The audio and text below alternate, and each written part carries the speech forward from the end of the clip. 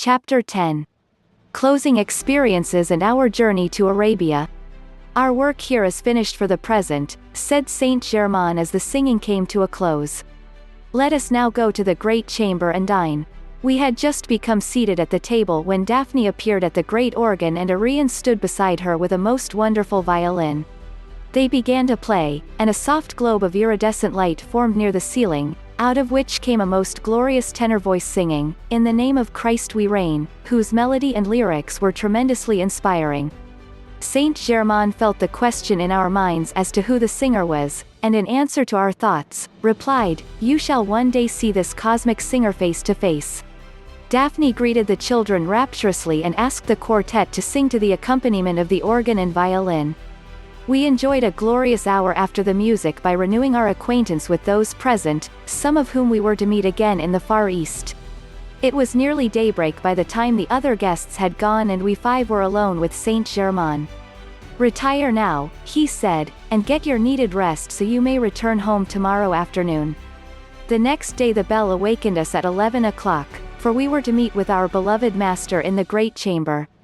As we came near we noticed the great doors were already open and the interior was lighted as brilliantly as the noonday sun. We had never experienced this effect of interior sunlight before. "Why are you still astonished at these things?" asked Saint Germain, aware of surprise. "You know every conceivable thing can be accomplished in the ascended state of consciousness. These things are always possible and are produced with absolute certainty and perfect ease. I know you are not yet accustomed to what seems unusual, but to the Master Christ, the I Am presence, within you, there cannot be anything unusual. Try to realize this fully, so you too can live in the ascended Master consciousness and come into the knowledge and the use of this same transcendent freedom. Now let us be seated." Immediately a most delicious luncheon appeared before us, and while we ate, Saint Germain gave directions for the journey to the Far East. "I would suggest," he remarked, "that you travel as lightly as possible. Follow your inner impulse always, for you will be perfectly directed at all times. You are surely aware by now that clothing or anything else you may require is always available. You need not be encumbered unnecessarily with luggage on this journey. I will meet with you in the tower room on the 10th of August at 8 o'clock in the evening, when the date of your departure will be decided." Saint Germain went with us to the auto, and after bidding us a loving goodbye, returned to the retreat. We entered the car and drove back to the ranch. The next 2 weeks were busy ones indeed as we completed arrangements for our journey to the east. Upon Rex devolved the duty of giving some explanation to the foreman about Daniel Rayburn's continued absence. "My father," he explained to him one morning, "has been called to the Far East, where he will remain indefinitely. I will be in charge of things here, although Nada and I will be traveling abroad for about 2 years. Can we depend upon you to look after the ranch during our absences?" "I will do the best to take care of everything as you desire," he replied. "My assistant is quite dependable and capable of taking charge, should anything happen to me." Time passed on wings, and the 10th arrived filled with joyous anticipation of our evening with Saint Germain. Until one has had some such experience as was our privilege of association with him, it is impossible to convey the great happiness we felt in the contemplation of still greater enlightenment. Our recent instruction during the ascension of Daniel Rayburn and my contact with the white-haired, elderly gentleman who sought so long for the man with the crystal cup were a tremendous encouragement and sufficient inducement for us to reach to the light with all the intensity of our beings to make the ascension also. At 8 o'clock as we approached the tower room, the door opened, and Saint Germain stood before us with extended arms, radiant and resplendent. We exchanged loving greetings, took our places, and he conveyed the love and blessings from the mother and father of Rex and Nada. "The time of your departure," he began, "is set for the 20th of August.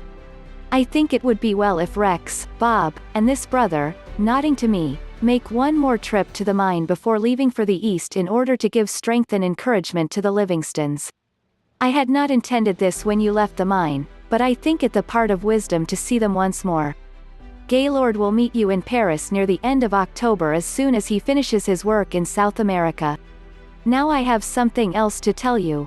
The outer entrance to the Cave of Symbols has been closed, and unless one had been there, it would not be possible to locate it again.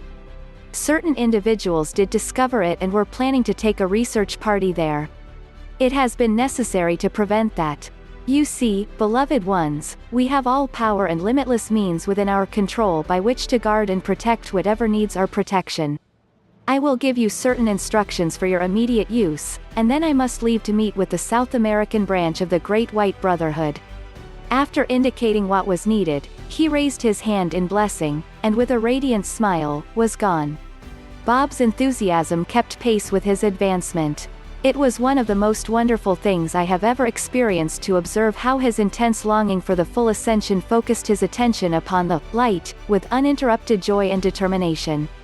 Nada and Pearl were expressing the great wisdom of the mighty I Am presence, as the expansion of the light increased within them. It was most apparent in their eyes. We drove to the mine on the 12th and arrived there at 6 in the evening. All were surprised, except Zara, who said she knew we would visit them again before leaving for abroad. We left early the next morning and returned to the ranch, knowing our visit would be a sustaining strength to the Livingstons. I shall never forget our last night in that wonderful ranch home where so much happiness had come to all of us and where events of such paramount importance had occurred that affected the life of each one so vitally. I felt a strong impulse to go to the tower room for a farewell meditation. It grew so strong that I asked the rest to join me. As we approached the door, it opened to admit us, and within there was the same soft, beautiful radiance that hallowed it with a sacred presence, a peace unspeakable. The door closed behind us, and involuntarily I dropped to my knees in the greatest praise and gratitude I had ever known. Suddenly my feeling found expression and the words poured forth from my I Am presence, giving voice to the deepest outpourings of my soul in phrases far beyond my outer ability. As I finished, Bob uttered a prayer of such beauty that it thrilled everyone. The others felt the same impulse and expressed their feelings from the depths of their hearts. Surely that outpouring of our love and gratitude must have reached into the very heart center of creation, it was so intense and sincere. As we finished, the light in the room became perfectly dazzling. Suddenly, a strong, masterful voice spoke from the ethers, saying, "All is well. In following your prompting to give expression to that inner feeling of praise, you have contacted great heights as well as great ascended beings. This will bring you blessings untold. The peace of the cosmic Christ enfolds you and carries you forth on wings of light until you have reached eternal perfection." Slowly the light diminished until only a soft radiance remained. We silently left the room, knowing we were under the loving, watchful care of mighty powers of light of which as yet we had very little conception. A deep, unspeakable radiation of love and heavenly joy went from each one to the others, and we retired to our rooms.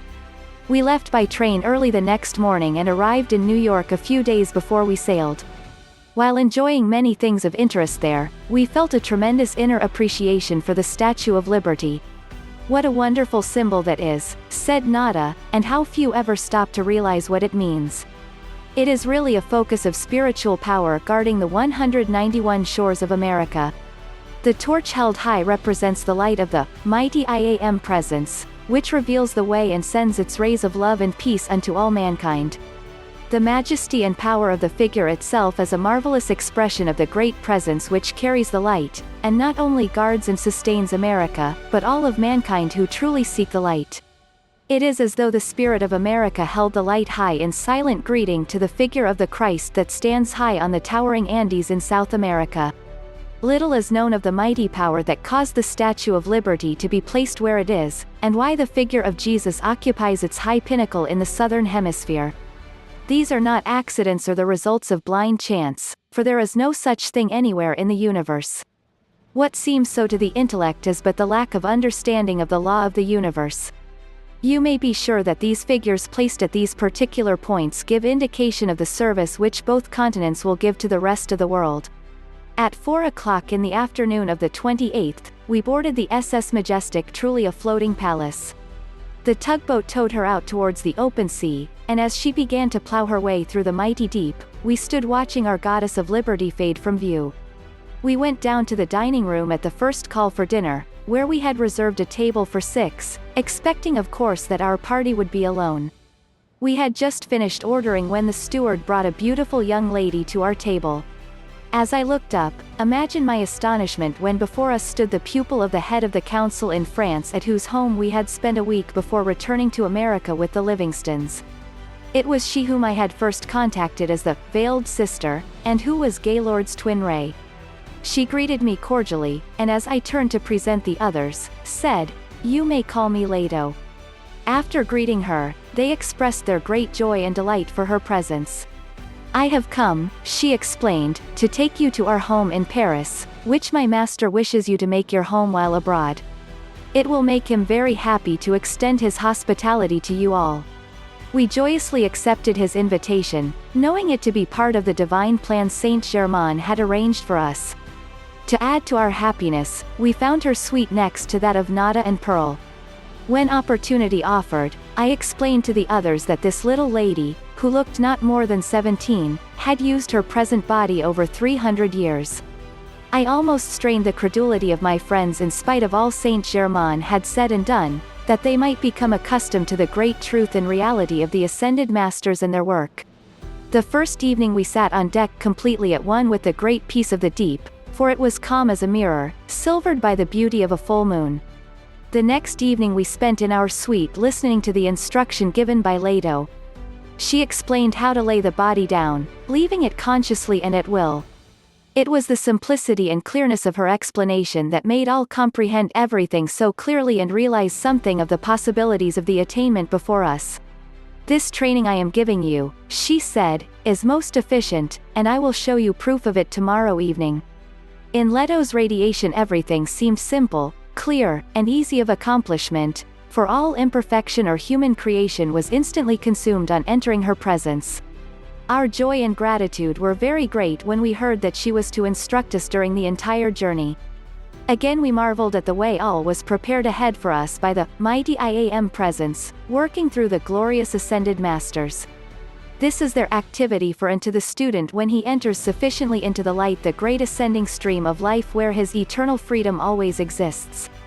As each of us said good night to Leto, it seemed as though a gossamer garment of light enfolded us, and the fragrance of heather which had filled the room all evening clung to us while we retired. We met at breakfast and the radiance was even greater than the night before. During the course of our conversation, I asked her why we had been conscious of the fragrance of heather during her instruction. In the 11th century, she explained, I lived in Scotland, and during an experience of that life, the memory of heather became very dear. Ever since then, at most unexpected moments, the fragrance of heather radiates very strongly, so much so that many times it is noticed by those about me. I observed that Leto wore a simple white garment, yet it gave the effect of having a glint of many colors shining through. She answered my thought about it immediately by saying, "This garment I am wearing is a seamless one, not made with hands, but precipitated direct from pure light substance, hence, the glint and radiance you see. It will never soil nor show wear. It will not be long until each of you will be wearing the same kind of garment." In the fully awakened, or what you call the ascended master consciousness, we never encumber ourselves with luggage of any kind, for in the ethers all about us is the pure substance from which we form everything as we desire to use it. All we need to do is to bring it into form through holding the conscious attention upon our mental picture, or visualized form. This creates a focus for the concentration and condensation of the electronic light in the ether which fills all space everywhere. Our feeling, united with the mental picture, sets up a drawing activity, a magnetic pull upon the pure electronic substance. With this feeling there must enter a certain knowledge of how to raise or lower the vibratory rate in the aura around the electron, for the vibratory rate of the aura determines the quality and material of the precipitated article. When I use the term electron, I mean an eternally pure heart center of immortal fire, a perfect balance of light, substance and intelligence around which is an aura of lesser light that the scientific world calls a force field. The electron is forever changelessly perfect, but the force field, or aura around it, is subject to expansion and contraction, and this is the determining factor in bringing substance into form from the invisible into the visible. Because of the inherent intelligence within the electron, it becomes an obedient servant and is subject to the manipulation of the individual who acknowledges his source of life by his awareness of the mighty IAM presence within himself. From this height of consciousness, such an individual, by a direct command to the intelligence within the electron, can release a wave of its fire to flow out, and cause the force field to expand or contract at his will. This is the raising or lowering of the vibratory rate and is the activity that causes the force field to register, or become the quality of the material which he brings into physical form. For illustration, iron has a much lower vibratory rate than gold, and if one be precipitating gold, the force field around the electron would naturally be much larger in extent, and hence contain more of the immortal fire than would that of iron. In bringing about this sort of manifestation, the vision and feeling must be held steady to produce quick results. It is the work of the student to master himself and maintain the conscious control and direction of the energy within his own mind and body. Then he is able to govern the flow of its power through the channels of sight and feeling to a definite objective, and hold it there until the receptacle, which is his mental picture, is filled full of the living, luminous substance from the universal fire of life. This instruction is for your use, and you must apply it if you wish to attain any degree of mastery, for only by use of the knowledge we already have can we utilize that which is still greater. No one can ever attain any degree of mastery except through the operation of the great inner law of the I Am. The greatest of all fundamentals is to remember forever that from the lowest to the highest being in the universe, the only presence and power which can move or do anything constructive is that conscious intelligence which acknowledges its own being and manifestation by decreeing, I Am, followed by whatever quality that being desires to bring into outer existence. It is the word of God through which all creation takes place, and without it, creation does not take place. Remember, there is only one power that can move through creation, and that is the mighty electronic light existing everywhere and interpenetrating all manifestation. The individual who can say, I Am, by that acknowledgement of his own existence, must accept the responsibility of his own decrees. The great creative principle is everywhere present, the same as the use of the multiplication table, but it takes the individual's acknowledgement of his I Am presence, to set it into action and fulfill his plan of life, which is perfection, or perfect balance. The personality, or outer activity of the individual, is but one focus through which the magic presence of the I Am acts. If the energy of the mighty I Am is qualified by thoughts and feelings that consider only the appetites of the flesh body, the perfect balance of the individual's vehicle is not maintained and is like a wheel off center, hence imperfection and discord is expressed. But if the individual considers the perfect balance and makes his decree include the whole instead of only a part of his universe, he will only follow his acknowledgement of the I Am presence, and the release of its power by decrees that maintain the perfect balance. Any decree of life that accepts less than limitless perfection is not the plan of God and will continue to destroy the forms in which it is focused until the decree of full perfection is expressed. When the student understands this, he will keep joyously radiant and firmly conscious of only his mighty I Am presence, never allowing his spoken word to go forth decreeing anything less than the perfection of life. From our height of consciousness, after having watched mankind for centuries in the struggle through self-created misery and discord, it is amazing how humanity refuses to understand why the minds and bodies of the race continue to grow old, decay and disintegrate, when some of the most materialistic scientists acknowledge that the cell of which the physical bodies are made up is eternally immortal. The cell contains within it the power to eternally renew and sustain itself because there is perfect balance in all its parts. If left to its own activity and sphere, it will continue to maintain that perfection. The wonder to us is that the race is content to go through the experience of death, while all the time clinging to youth, beauty and life, and yet refusing to keep harmonious enough to let it be maintained. The student who will stand at one with his I Am presence, accepting and decreeing only its perfection and great inner power, will release its flow through the outer activity of mind and body and produce whatsoever he decrees. To be able to come and go from the body at will is a necessary step in the student's freedom that will lead to many greater attainments. A part of my 196 service to humanity is in teaching individuals how to do this, a work for which I have a deep love and natural ability. I am able to convey this idea to others so they too are able to go forth and comprehend life in a greater measure. Within 2 months you will be able to come and go from your bodies consciously as easily as you now come and go from your home. At first I will assist you until you understand and fix the operation in your consciousness, then you will be able to accomplish what you desire entirely by your own effort. We rarely find several individuals ready for this instruction at the same time, but because you four are two sets of twin rays working together, is this unusual condition explained. Let us enjoy the sea breeze, the beauty of the night, and the perfect weather which we shall have while crossing, for there are never storms or disturbances where there is a focus of the Great White Brotherhood. Each member is a definite focus. I have work to do now at a distance, so must leave you until 4 this afternoon when I will return and be with you at dinner. I have always enjoyed travel at sea, but this voyage was more than enjoyable, for our association and work with Leto kept us constantly aware of the God presence. Later in the day I had occasion to chat for a few minutes with the captain, and he said during his entire 15 years on the sea he had never had a more marvelous voyage. I could have told him why, but it was the part of wisdom to remain silent. As we were taking our places at the table for dinner, Leto returned and joined us, saying, "I have joyous information. Splendid things have just been accomplished for the blessing of humanity. I tell you this much that you may rejoice with me, but later you shall know the full details of it, probably when we arrive in Arabia. It pleases me that you have been able to keep your consciousness so well focused upon the magic presence of the I Am. Tonight before our work begins, I want you to enjoy the sunset with me, for you shall not have another such opportunity for 50 years due to certain cosmic activities which as yet you do not understand." Leto had chairs placed on the top deck where we would be undisturbed.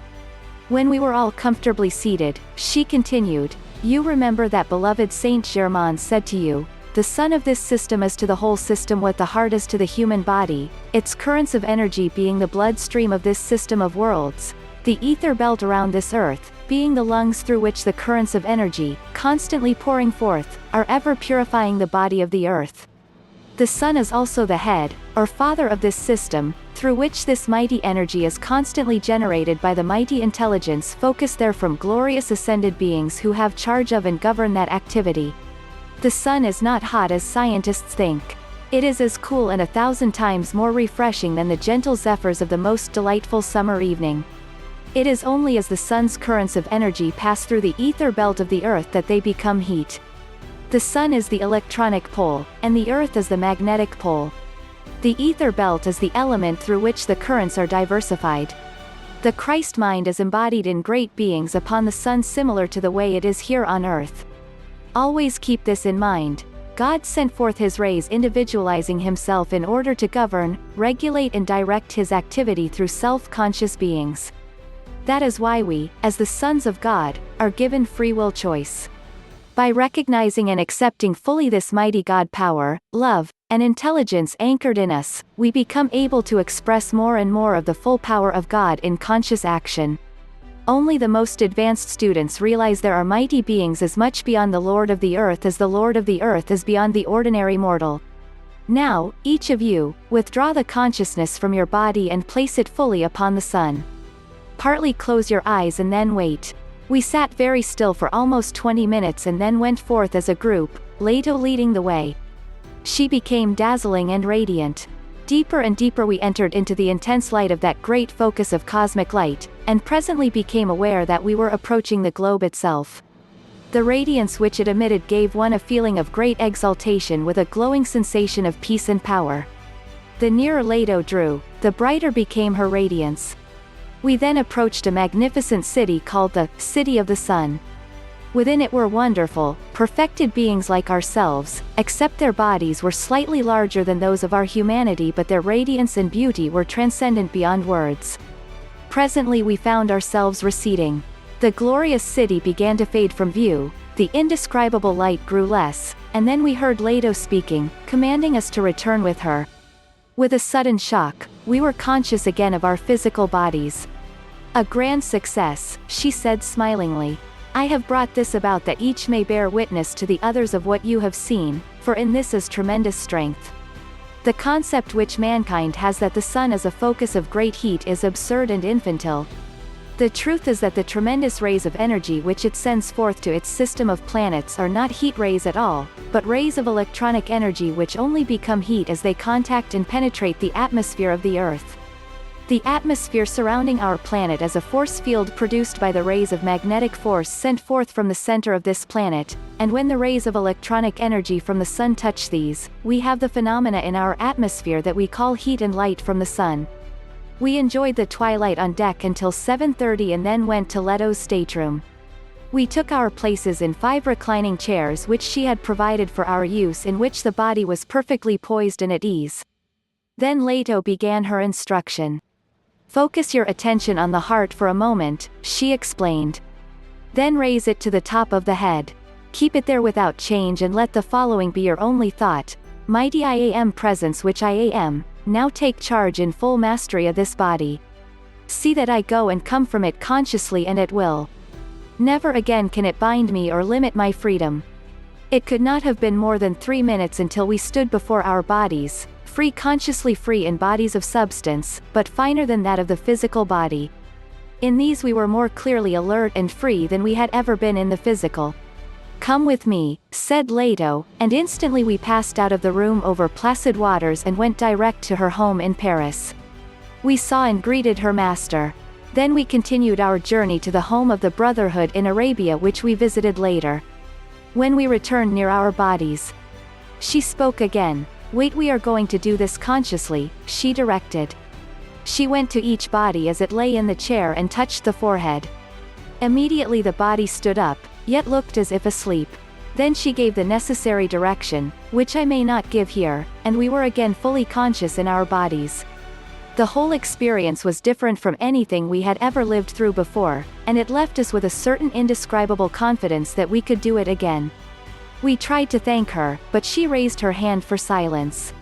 Love serves, because it is the nature of love to give, and it is not concerned with nor does it expect acknowledgement of its gifts. However, your gratitude is beautiful and well known to me. Just try to become the love that does not wish to possess, for then love is truly divine. The following days were filled with joy, beauty, repose and peace as we watched the sunlit waters by day, and at night the wonderful moonlight, until one's very being breathed praise and gratitude for the happiness of just being alive. The boat docked at Cherbourg, and following Leto as she led the way, we went to the waiting autos and were driven to Paris, Pearl and Nada riding in her car, and Bob, Rex, and I in the second one.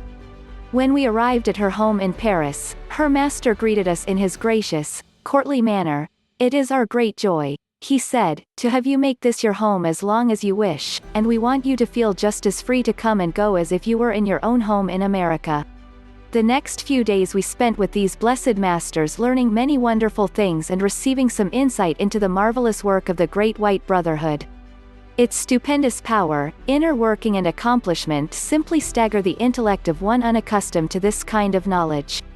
We were placed under definite training, and Leto, after finishing our instruction for the day, showed us the places of interest in the afternoon.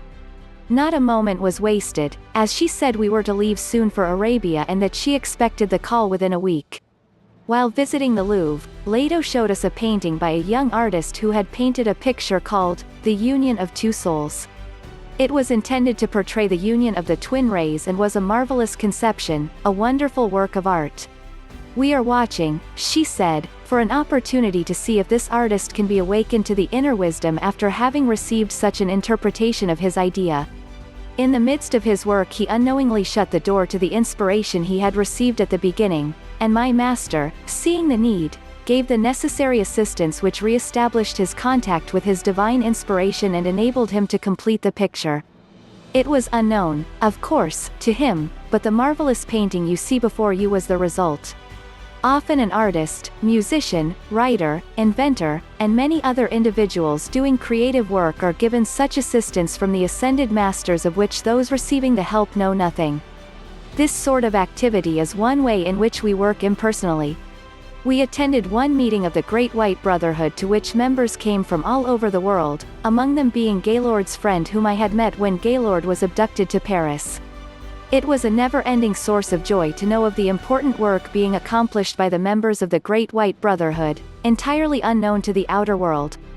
Many sincere people who wish to live the constructive way of life are members of this brotherhood at the inner levels long before they become aware of it in the outer senses. The time arrived for our departure, and Leto was to conduct us to the east. We said goodbye to her blessed master and drove to Marseille by car. We went direct to the steamship office of the Messageries Maritimes line. As we entered, a tall, fine-looking man in Arabian dress came out and bowed before Leto. 201, Your Highness, he said, reservations are on the steamship Marriott patch. This envelope contains the necessary papers. Your accommodations at the usual place are in readiness. Can I be of further service? He touched his heart and forehead, and Leto, returning the salutation, gave him a sign which we recognized as belonging to the Great White Brotherhood. We knew by that he was one of the brothers. We returned to the auto and were taken to what proved to be a private old hostelry, quaint, but spotlessly clean, and the accommodation good. Leto told the driver to call for us at 9 the next morning, and I must confess, I was greatly interested to know why she was addressed as Your Highness. Promptly at 9 we entered the autos and were driven to the pier, Leto telling the drivers to return to Paris. As we boarded the ship, our entire party was shown great deference, and our accommodations were truly palatial. We had a delightful trip on the deep blue waters of the Mediterranean and finally docked at Alexandria. Leto again led the way to waiting autos, and after driving for about 20 minutes, we entered a walled enclosure and stopped before a beautiful home built in the Moorish type of architecture. A youth in Arabian dress admitted us and led the way to a circular room. A tall, beautiful woman who looked not more than 20, yet whose eyes held deep wisdom, came forward and greeted us graciously. Leto presented her to us as Electra. Beloved sisters and brothers, she said, I have been expecting you, and you are most welcome. Please accept my humble hospitality, now and at any time that you are in Alexandria. You will honor me to make this your home. Your beloved master was here yesterday and asked that you remain for 2 days. At the end of that time a boat will take you to a place on the coast of Arabia, from which you will drive to your destination. She then touched a set of exquisite chimes. The youth returned and showed us to our separate suites. During our conversation at dinner we learned something of Electra's family. Her father was an Englishman, and her mother was a French woman. Someone asked how long it had been since they had passed on, and she replied, 125 years ago. You see, she continued, I am not as far advanced as your wonderful escort, but I have attained enough dominion to eliminate time and space. Electra, said Leto, is far advanced and is doing beautiful work, as you will see later. While we are in Alexandria you shall see the places of interest, and we shall spend the next 2 days enjoying ourselves. We were very much interested the next morning in sightseeing. When we stopped at a certain jeweler's stall, admiring the beautiful jewels and the exquisite workmanship of their settings, the old jeweler made a deep bow, and in salutation touched his heart and head, asking to see Rex and Bob's rings. He was very silent for a few moments, and then looking steadily at them both, remarked, My brothers, you have done me a great honor, only once before have I ever seen such jewels. They are condensed light. They are living gems. You are blessed indeed. As we thanked him and turned to go, he asked the blessing of the Most High God upon us. The second evening after visiting the old jeweler, we were listening to Electra describing her experiences, when a sealed envelope dropped out of the atmosphere directly at the feet of Rex. He opened it anxiously and found a message from our beloved Saint Germain. In the morning, it read, A yacht belonging to one of the brothers will take you to a certain port from which you will proceed by auto to your destination in Arabia. Your mother and father send greetings and love to all. The next morning Electra accompanied us to the yacht, a beautiful, graceful boat as trim as a greyhound. I shall expect you on your return before you go to India, she said as she bade us goodbye. When we went aboard the yacht, we had another surprise, for its owner was none other than Gaylord's friend, the brother who met me at the boat when I arrived in Cherbourg while Gaylord was being held captive. Our entire journey was well prepared at every point with much comfort and convenience. One can scarcely realize the joy of these activities unless he has experienced something of this sort. As soon as we were well out at sea, our host gave us his undivided attention. I have just received a letter, he said, from Gaylord, who is still in South America. He is completing certain work there and asked to be remembered to everyone. He says he hopes to see you before many more weeks have passed, and until then his love is ever enfolding you. We thanked our host for the message from our friend for whose welfare we felt deeply concerned.